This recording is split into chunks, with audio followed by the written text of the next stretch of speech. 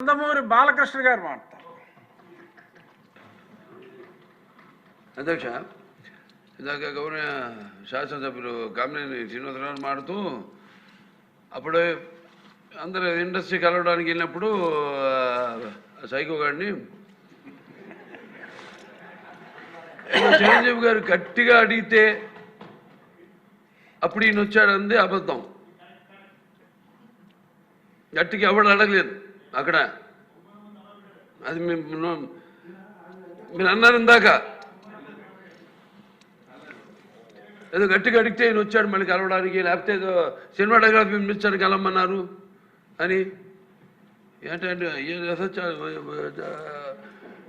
I deny this అండి. అవి మిగతాన్ని okay, అవమానించడం ఆయన ఓకే. ఏదో ఆయన పెద్ద గట్టిగా చెప్తే ఆయన దిగి వచ్చాడంట కలవడానికి, లేకపోతే సినిమాటోగ్రఫీ మినిస్టర్ని కలవమన్నా అంట.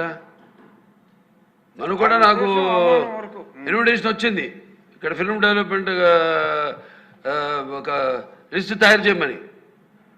నాది 9వ పేరు వేశారు. అది ఎవరో ఈయన నేను అడిగాను కూడా, దుర్గేష్ గారిని కూడా అడిగాను, గౌరవ సినిమాటోగ్రఫీ మంత్రి కూడా అడిగాను నేను, ఎవడో అడిగేసిందని. The respect a human being, even be opposition or us. 9వ పేరు వేశారు. ఇదే అదేదో గట్టి ఎవడు అడిగాడు, గట్టిగా అడిగితే పంపించారు లోపలికి, వచ్చాడు ఈడు కలవడానికి. Sorry, I want to clarify this. No, very good, sir. Nonsense. గౌరవనీయ ఇంత మనం ప్రజల సమస్యలు ఆ లా అండ్ ఆర్డర్ గత 5 ఏళ్ళలో ఎలా ఉందంటే, ఒకసారి అంతకుముందు ఎలా ఉందో ఇప్పుడు ఎలా ఉందో 5 ఏళ్ళలో ఎలా ఉందంటే కంపారిజన్ చేసుకోవాలి. ఇంత డీటెయిల్గా మాట్లాడితే ఇన్నాళ్లలో ఈ సభలో ప్రజలు కాదు, ఇక్కడ ఉన్న బాధితులందరూ వాళ్ళ బాధలు చెబుతా ఉంటే వింటా ఉంటే అసలు ఆ టైంలో లా అండ్ ఆర్డర్ ఉందా లేదా అనాలి. బాధితుల్లో ఇప్పుడు ఎంతమంది మాట్లాడారు. చాలామంది మాట్లాడారు. బాబు సుధీర్, మీ నాన్నగారు నాకు చాలా దగ్గరాళ్ళు, మీకు అందరికీ ఒక సలహా ఇస్తున్నాను. మంచి మాట్లాడాలంటే మైక్లో మాట్లాడండి, అందరూ మనాళ్ళే. చెడు మాట్లాడాలంటే వెళ్ళి చెప్పండి, చెవులో చెప్పండి. దానికి మనం ఇది అలా, ఎందుకంటే ప్రభుత్వం మనదే. చిన్న ఏమైనా ఉంటాయి, మనం వెళ్ళి వాళ్ళకి వెళ్ళి హోంమంత్రి ఎవరెడితే చేయదు, ఎవరెడితే మాట్లాడదు, వెళ్ళి మాట్లాడాలి తప్ప మైక్లో నాకు చెబుతున్నాను. రెండోది, ఈ బాధితుల్లో ఇళ్ళు వాళ్ళు కాదు అధ్యక్ష, మీరున్నారు, గతంలో ఆయన పాత్ర గారు ఉన్నారు. ఒక ముఖ్యమంత్రిని కళ్ళ నీళ్లు పెట్టించిన సభ అధ్యక్ష. ఇంకా ప్రజల సంగతి ఎవరో చెప్పుకోవాలో వాళ్ళకి అర్థం కాదు. అందుకని నేను డీటెయిల్స్ మీరు మాట్లాడిన అన్నింటిలో మాట్లాడకుండా పూర్వం ఏం జరిగింది, ఇప్పుడేం జరిగింది, రాబోయే రోజుల్లో ఏం జరగదు క్లుప్తంగా చెప్తాను. చంద్రబాబు నాయుడు గారు లా అండ్ ఆర్డర్ విషయంలో ఎప్పుడు పార్టీ, కులం, మతం చూడలేదు.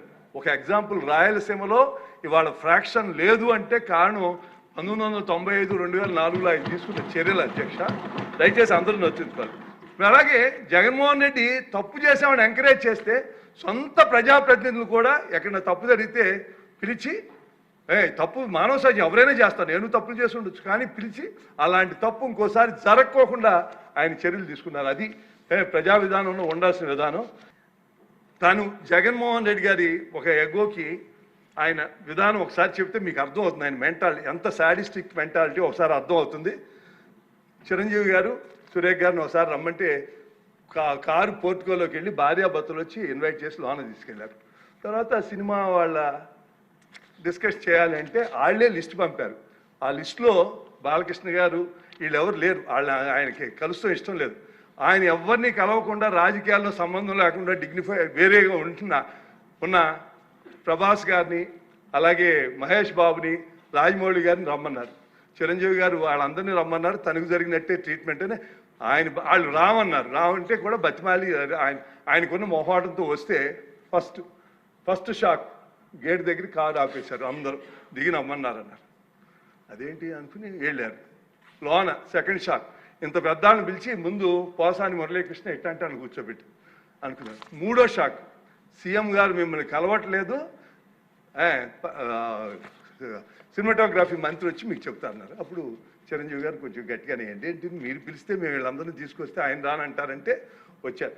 వస్తే ఆయన మంచిగా పెద్దగా ఆయన ఒక రిక్వెస్ట్ చేస్తే, ఒక నిమిషం మీరు తండ్రి లాంటి వాళ్ళు సినిమా ఇండస్ట్రీని జాగ్రత్తగా చూసుకోవాలి, అది బయటికి రిలీజ్ చేస్తే ఎంత అవమానం చేశారని. ఇంతకన్నా సాడిస్ట్ మెంటాలిటీకి ఇంకేం ఎగ్జాంపుల్ కావాలి? వాళ్ళని అవమానం చేయాలా? వాళ్ళు బతుకు వాళ్ళు ఎవరు సంబంధం లేకుండా ఉన్నారు. అలా చేసి అలాగే మనం ఈ సభలో చూద్దాం. మీ పరిస్థితి ఏంటి అధ్యక్ష? మీరు నాకు 30 ఏళ్ళ నుంచి మీ పుట్టినరోజు నేను వస్తున్నాను.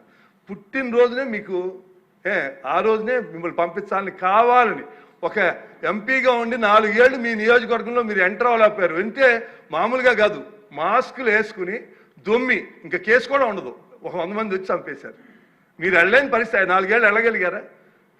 ఒక ఎంపీని కింద పడుకోబెట్టి, కింద అంటే టేబుల్ మీద పడుకోబెట్టి కాళ్ళు పందిని పైకి ఎత్తినట్టు కాళ్ళు పైకి ఎత్తి ఇంతంత పొడుగు లెదర్ అట్లతో పెట్టి కొట్టి చూసి ఆనందించారు అధ్యక్ష. ఏంటిది? ఎక్కడికి వెళ్తాంది అసలు మనం? ఇవాళ ల్యాండ్ ఆర్డర్ గురించి వాళ్ళకి మాట్లాడే హక్కు ఉందా? ఒక్కసారి ఆలోచించండి. మీరు కాదు, ఇక్కడ ఎంతమంది ఉన్నారు? అచ్చెన్నాయుడు పాత వాళ్ళ అన్నయ్య గారు కేసు పెట్టారని అచ్చెన్నాయుడు కొంచెం గట్టిగా మాట్లాడతాడని తీసుకొచ్చి ఆపరేషన్ అయిన 3వ రోజు గోడ దూకి తీసుకెళ్ళి అరెస్ట్ చేసి ఎక్కడెక్కడో తిప్పి కేసు పెడితే నాకున్న పరిచయాలతో ప్రతిరోజు మాట్లాడేవాడిని జైల్లోనూ. అలాగా కొల్లు రవీంద్ర గారు, నరేంద్ర గారు, ఒకళ్ళు కాదు ఎంత. అరే ఆ మహిళ గౌతులచ్చన్ గారు ఇందాక చెబుతున్నారు. గౌతులచ్చన్ గారు అంటే ఈ దేశంలో రాష్ట్రంలో అందరూ గౌరవిస్తారు. అందులో ఆయన అంటే ఆ గౌడ కులస్తులకి ఆయన ఏదో వాళ్ళ పితామహుడి కింద చూస్తారు. ఆమెను ఒక చిన్న పోస్టింగ్ పెట్టినందుకు తీసుకొచ్చేశారు. అందుకని నేను ఏం చెబుతున్నానంటే, మనం చంద్రబాబు నాయుడు గారిని తీసుకుందాం. ప్రజలందరికీ తెలుసు సార్, జగన్మోహన్ రెడ్డి ఆ లిక్కర్ స్కామ్లో ఉన్నాడు, 3500 కోట్లు ఆయనకే వెళ్ళిందని అందరూ తెలుసు. కానీ మీరు రియాలిటీకి ప్రూఫ్ లేకుండా ఏమీ చేయలే. ఎవరైతే ఉన్నారో వాళ్ళనే చేస్తున్నారు. ఫైనల్గా ఎక్కడికి వెళ్తుందో చూద్దాం. ప్రజలందరికీ తెలుసు మొత్తం సూత్రధారి జగన్మోహన్ రెడ్డి గారని లిక్కర్ స్కామ్లో. జగన్ మీడియా ఎన్ని అబద్ధాలు నిస్సిగ్గుగా చేస్తున్నా మనం అట్లా. సోషల్ మీడియాలో ఇప్పుడు మనకున్న హార్మోనీని కూడా చెడగొట్టాలని ప్రయత్నం చేస్తున్నారు. బాధ అనిపిస్తుంది. నాకు ఒక ఎగ్జాంపుల్ చెబుతాను, మీకు చాలామంది సభ్యులు తెలియదు.